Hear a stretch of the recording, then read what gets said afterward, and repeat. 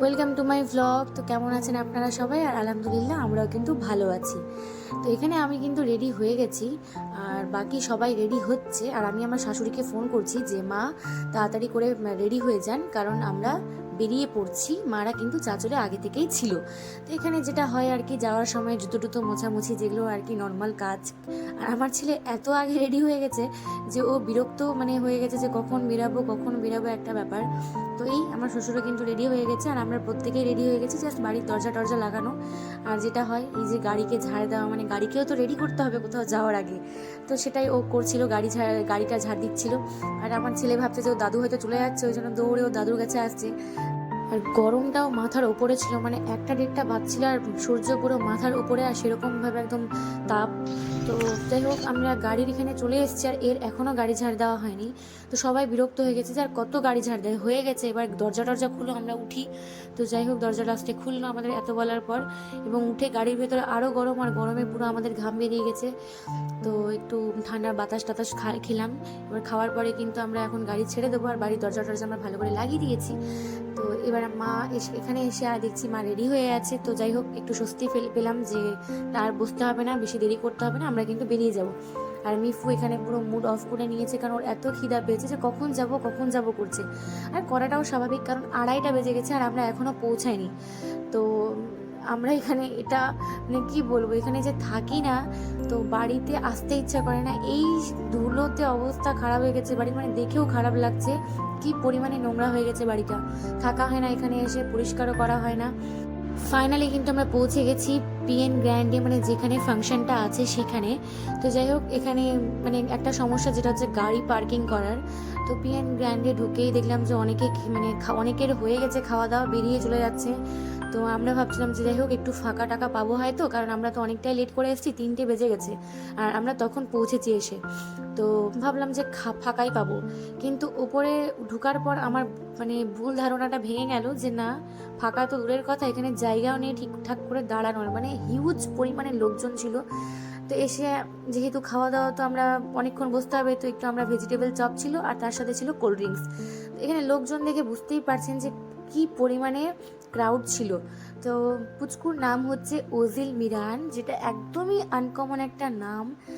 নামটা জানি না কোত্থেকে কাকু রেখেছে বা কাকিমা খুঁজেছে, কিন্তু সত্যি খুব ইউনিক একটা নাম। এখন পর্যন্ত এটা শোনা যায় না, বা আমিও শুনিনি। আর যারা যারা নামটা দেখেছে সবাই বলেছে পুরো ইউনিক নাম।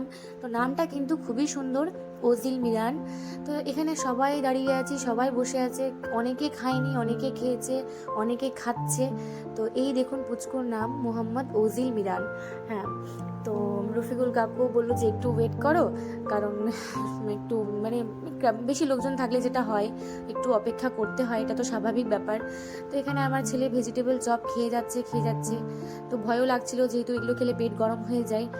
তো আমরা অপেক্ষা করছিলাম যে কখন আমরা চেয়ার টেবিল পাবো খাওয়া দাওয়ার জন্য। আর আমার ছেলে এত ভিড় দেখে পুরো একদম খ্যান করছিল, ওকে মনে হচ্ছে যে কখন এখান থেকে বেরায়। বাচ্চারা কিন্তু একটু ভিড় টিড় দেখলে একটু সমস্যায় পড়ে যায়। আর এখানে আমার 2 দাদারা খেতে বসেছেন। তা আমি ওনাদেরকে বললাম যে আমাদের জন্য চেয়ারটা রাখবেন, যাতে আমরা বসতে পারি। আগে থেকেই সবাই বুক করে রাখে, চেনা পরিচিত যারা আছে তারা কিন্তু সবাই একে অপরকে বলে রাখে যে এই আমার জন্য চেয়ারটা রাখবা, আমার জন্য রাখবা। এরকমটা না করলে কিন্তু বিশ্বাস করেন বুঝতেই পারবেন না, এখন এরকম চলে এসছে ব্যাপারটা। সবাই দাঁড়িয়ে আছে, সবাই একে অপরকে বলছে এই তোমার চেয়ারটা ফাঁকা আছে, আমি এটা ধরে রাখো, আমার জন্য ধরে রাখো। তো সেরকমভাবে আমরা বসা মাত্রই কিন্তু আমাদেরকেও বলে দিয়েছিল যে তোমাদের চেয়ারটা কিন্তু রাখবা, কাউকে দিবা না। তো এটা আজকাল একটা ব্যাপার হচ্ছে যে পরিচিত যদি কেউ না থাকে তো বসা কিন্তু মুশকিল হয়ে যাবে, কারণ সবাই আগে থেকে বুকিং করে রাখছে। তো খুব একটা এখন কম্পিটিশন চলে এসছে এই বসা নিয়েও। তো এখানে বাবার সাথে অনেকদিন পর বাবার বন্ধুদের দেখা হচ্ছিল, বন্ধু প্লাস ভাই বন্ধু যারা আছে। তো হয় না অনেক সময়, এখন তো ফাংশন ছাড়া দেখাই হয় না কারো। তো দেখা হচ্ছিল, আর এই যে লোকজন এখনো কত দাঁড়িয়ে আছে যারা খেতে পারেনি। তো আমরা বসে গেছি, আর যেরকমটা বসেছি সেরকমটাই কিন্তু ধীর গতিতে কাজকর্ম হচ্ছিল, টেবিল পেপার দিয়ে যাচ্ছে, তারপর সব স্লো মোশনে হচ্ছিল। তো এখানে আমরা অনেকক্ষণ ধরে বসে আছি, আমরাও বিরক্ত হয়ে গেছিলাম যে কই আসছে। প্রায় বসে থাকা অনেকক্ষণ হয়ে গেছিলো। তো বসে থাকার পর লাস্টে আমরা প্লেট পেলাম, তারপর জলের বোতল দিল। জলের বোতল পাওয়ার পর আমরা সবাই ফাট করে প্লেটগুলো ধুয়ে নিলাম, কারণ প্লেট না ধুলে সঙ্গে সঙ্গে ভাতটা চলে আসলে কিন্তু মুশকিলে পড়ে যায়।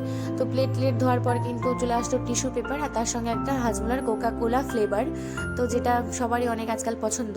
তো এই হচ্ছে স্টার্টার শুরু হয়ে গেছে বেগুনি দিয়ে, আর তার সঙ্গে স্যালাড। তো তারপরে ফ্রাইড রাইস দিয়েছিল, আর ফ্রাইড রাইসের উপর কিন্তু ছিল ডাল। তো ফ্রাইটাও কিন্তু টেস্টি হয়েছিল। আর তারপর দিয়ে দিয়েছিল সবজির পর একদম চলে আসলো সাদা ভাতের পর চলে এসেছিলো মাছের পিস। তো ডাল আর সবজি তো বারবার করে দিচ্ছিল মাছের পিসের সঙ্গে।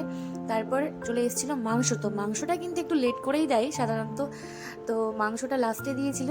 তো আমার শ্বশুরকে এত চর্বি দিয়ে দিয়েছিল যে মিলন পুরো রেগে গেছিল লোকটার উপর, যে চর্বিগুলো কেন দিচ্ছেন, কারণ সাধারণত চর্বি খেলে একটু ফ্যাটটা বেশি হয়ে যায়, তো ওই জন্যই। আর আমি কিন্তু মাটন খাই না, তো ওই জন্য আমি একটা এক্সট্রা মাছের পিস নিয়েছিলাম, কারণ আর কিছু ছিল না মাটন ছাড়া, তো আমি মাছ দিয়েই ভাত খেয়েছিলাম।